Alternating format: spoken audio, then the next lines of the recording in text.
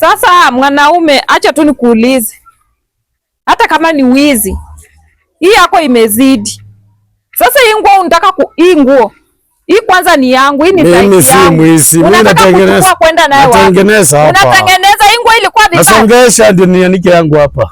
Yaani uko na ugonjwa tu ya kuiba. Hii nguo ni ya mwanamke, wewe ni mwanaume unataka kufanyia nini? Nimesema nasongesha. Acha kuni wewe unaona kaanga aje wewe. Ninakaanga aje? Hata una aibu. Nimekupata red handed. Na bado unaaji. Pole. Kama mimi unaniita mimi mwizi. Mimi natengeneza, haina shida. Sawa tutaona baadaye. Ati baadaye? Yes, ndio. Wewe ndio unaibanga kumbe nguo za watu kwa kamba. Nguo zinashinda zinapotea na shangani nani? Kumbe ni wewe.